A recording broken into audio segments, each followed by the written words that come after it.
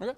All right, this is Dan Meyer with RCR Wireless News at the CCA Annual Convention here in Seattle. I'm here with Steve Berry, President and CEO of CCA. Steve, thanks for joining us. We appreciate it. Thank you, Dan.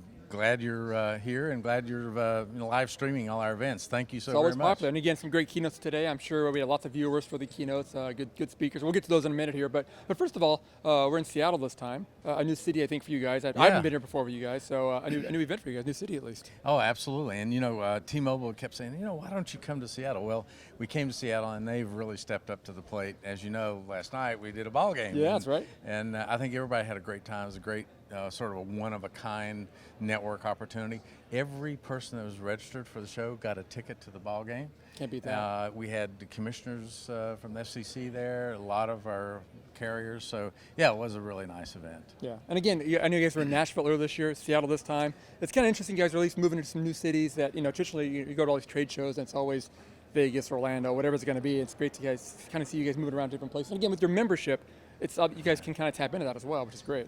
Yeah, and we have regional carriers, yeah. and I don't know if you heard, but Dan Boyette, who is from GCI in Alaska, said, I know. This is one time I only had to exactly. only took one plane ride. Yeah. He said, turnabout is fair play. Well, we try to move, the shows around, and not only does it give you a bit different perspective from the regions, but it gives our members an opportunity to try a new restaurant out as well as a new venue. And they've joined it. We're going to go back to Vegas, I think, in the spring. Not to downplay Vegas. Vegas is great too. Yeah. Caesar's Palace, they just renovated. Yeah. So it's, it'll be sort of the new Caesar Palace. Oh, cool. So, but then we'll go back to Texas after that. Oh, so, there you go. Okay, moving around then. Very good. No, it's great. No, again, and Seattle's a great town too, so it's good for that. Well, again, I know, again, from the keynotes this morning, you guys had Chairman Wheeler up there, Commissioner Clyburn was up there, Neville Ray from T-Mobile as well. But I want to talk a bit about the chairman.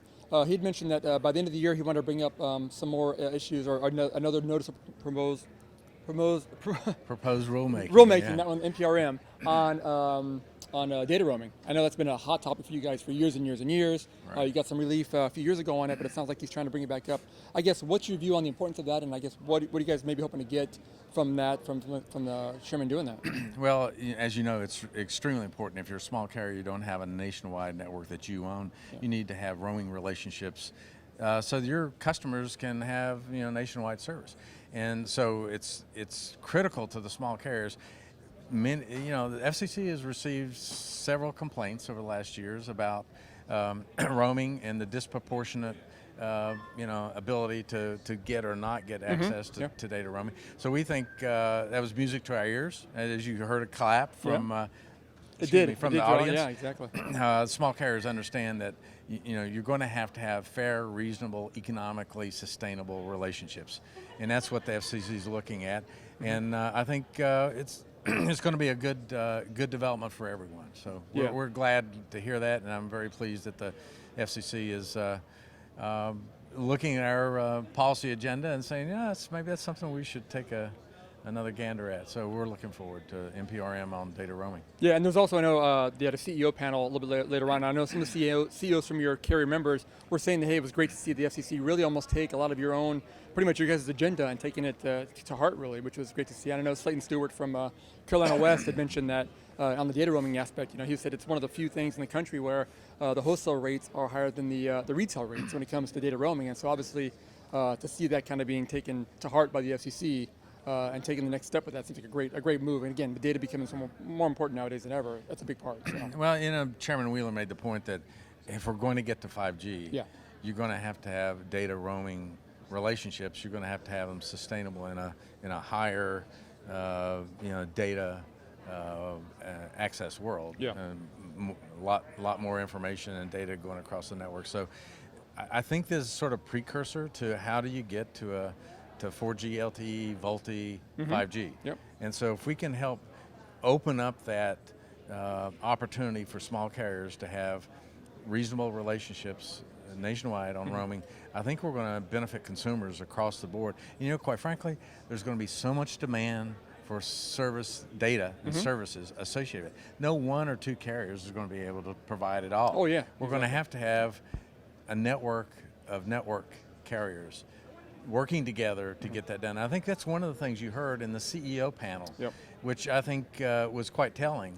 When you've got some really innovative CEOs that were up there saying, we're going to have to figure out a way to work smarter if we're going to provide better services to our customers. So, we're going into a new era of telecom policy. Yeah, and again, I know some of your larger members with Sprint and T-Mobile, for instance, I know they're being definitely more open towards the roaming as well. I know Neville Ray had mentioned that, hey, he was trying to be, trying to tell the carriers, hey, we're going to be partners with you guys, the best partners for roaming. So it does seem like having your two largest members also being very open to all this has got to be a big part of it as well. So well, it was heartening to hear our largest two members talk about the need to have smaller carriers operating and providing coverage for them. Exactly. And I think that's sort of the key is Sprint has over 31 of their roaming partners, what they call their rural partnering program. T-Mobile has a lot of our GSM carriers that not only have roaming relationships, but partnering relationships. And I think that's what you're seeing is as you get from roaming to a data IP world, you need more than just a roaming relationship. You need business partners that can bring the quality of service and the same types of services in your home network to the roaming relationship. And so it's a lot more complex.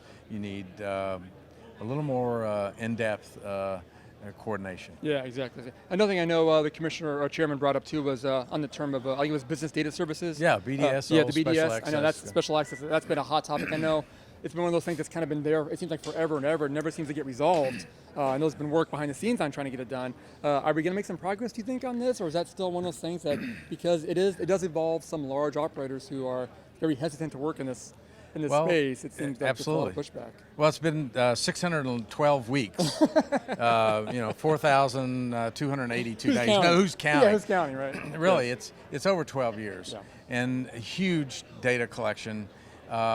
It's interesting. The action was first originally brought by AT&T when they were a long-distance carrier, saying people are charging outrageous rates for us to, and so I think it's time to address the issue. I think Chairman Wheeler and the FCC, I think they're getting it right, and that is if you have reasonable data roaming relationships, data access relationships, you can bring the 5G world closer to the consumer faster. And that's what we're looking at is how can we do that? And I think the FCC is on the right path. And it was very heartening to hear him say that we wanted to take action on that before the end of the year. One of our priorities that we've had, along with the other big priority that he talked about was USF. Yes, and exactly. Mobility too. I think you probably heard a few claps that he was going to address that issue. Especially the fact that he said, he wants to work with CCA, wants to work with the small carriers and make sure that we have a transition that doesn't flesh cut so that consumers are not left without wireless coverage and wireless carriers are not left sort of holding the bag.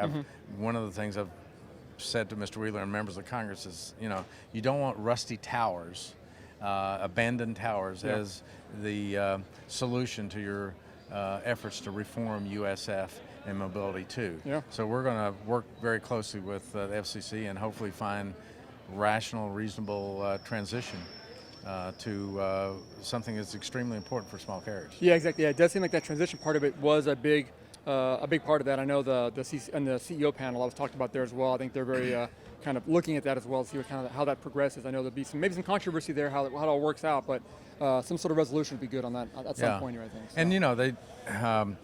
And the legacy program was drawing down. We sort of arrested that drawdown at 60%. Hopefully, and you heard Commissioner Clyburn saying that we need to make sure we get this right. Also, I think at 60%, having an opportunity to figure out the best solution on how you transition, I think that's going to help not only the carriers but obviously the consumer. We've had instances of small carriers not being able to meet their economic commitments and shutting down networks in rural America, and we don't want that to happen again. Sure, sure. And again, a lot going on with the FCC. Obviously, they have a few more months until the end of the year here, and there is an auction going on as well. I know we've talked about this 600 megahertz auction for, it seems like, years now, and now we are, since the last time we talked, we're actually now in the, I guess, in the middle of it. I mean, we're at stage 2 now. The first stage we saw the broadcasters obviously want a lot of money for the spectrum. Not quite what the demand was there for it, but now we're in stage 2 of the whole process, and we'll see how that progresses. I guess, what's CCA's view on how it's progressed to this point so far? Well, you know, you're right. It has been a long time coming. I think we got the rules right so that small carriers can actually bid and win. Yeah. And I think, you know, I'm not so disappointed that, I mean, this auction, the first round, which did not meet the $88+ billion, actually was the second highest auction bid. Still was, exactly, in the history. So I think, you know, 114 megahertz of clearing will be the next round. Yep. I hope that the broadcasters recognize that, you know, the spectrum is valuable, but, you know, wireless carriers have to actually, after they bid on it, they have to build out networks to service customers. So I'm hoping, if not 114, then we go to 96 megahertz. So the goal is, as fast as we can, to get that spectrum in the hands of wireless carriers that are going to provide new services to consumers. Yeah, so again, still a few more months probably in that whole process, and it might even go down some more. We'll see how it all kind of levels out at some point. But yeah, right, just at the end of the day, it's all about getting it out there to the carriers, and hopefully, you know, they can use it within a 39-month period and kind of get it out there. Yeah, so, and then we got the challenge of how do you repack and how do you transition and move the broadcasters out. So, you know, there's a lot of work to be done. Yeah, the auction's almost the easiest part of it, really. I mean, the auction's complicated, but it's a lot more to happen as well. Yeah, so a lot going absolutely on. right. So, anyway, and then maybe a final topic before I let you go, and I think we're both going to lose our voice here at some point, but I know you guys always have stuff on your plate, new things you're looking at doing. I guess, what's CCA's kind of, what's on your plate over the next 6 to 12 months? What's kind of the hot topic for you guys that you're going to be focused on there in DC? Well, you know, some of the issues we just talked about are still first and foremost. But we're also looking at spectrum frontiers, making sure that, you know, this administration or this FCC has provided almost 11,000 megahertz of spectrum available for 5G type services. We haven't figured out what it's going to be used for, how it's going to be provided. We've already submitted comments saying, you know, spectrum aggregation rules should apply. That our bottom line is, as you make this new spectrum available to carriers, you need to make sure that all carriers have an opportunity to bid on it, that it's rolled out in ways that you have spectrum aggregation limits for each block of spectrum, so that 1 or 2 carriers can't buy up all that one particular block of spectrum and dominate the new services that could be developed on that. So if you have an opportunity for multiple carriers to win multiple licenses, and as we do that, you roll out different slices of spectrum, because what we think is, in the 5G world, you're going to have certain types of spectrum slices provide certain types of services. Yeah, exactly. And so you don't want to be frozen out of a new type of service. So, you know, it's going to be complicated, but I think everyone at the FCC and quite frankly our vendors and our suppliers, the large companies that provide the same services to the largest carriers, are all of the opinion that ecosystems that allow for many people to share in the devices and the networks that are going to be rolled out, that's the best and highest use of the spectrum. So that's, you know, a huge issue for us, and obviously, you know, we'd like to see the BDS decision as soon as possible. And, you know, the other thing is, you know, we've got this new thing called election. An election going on as well. I mean, there's a lot happening in DC. And you know yourself that after the election's over, there's going to be musical chairs all over the place. And again, another round of who's going to be the chairman, who's going to be a commissioner, who's going to be chair of a committee on the Hill. A lot of stuff new things. Behind the scenes stuff. I mean, that's stuff that, you know, we talk about occasionally, but you're right, that's stuff that you guys deal with on a daily basis there. And that's going to be a huge impact on what kind of happens over the next 6 months, because you're right, if it's a whole different administration, then that's a wholesale change. Even if it's just a, you know, same party, there's still changes there as well. I mean, there's just so much that can happen for you guys. Yeah, even within the same party, you're going to have chairmanships change. And the other thing is, both the House and the Senate had indicated, you know, we need to take a look at the 96 Acts, and we need to restructure and maybe rewrite. And so that's going to be a huge challenge for the smaller carriers. Yeah, a lot going on, that's for sure. Well, hey, Steve, always great talking to you. Thanks so much for taking the time today. We appreciate it. Thank you. I appreciate it. All right, good to see you. Thanks again. Thanks.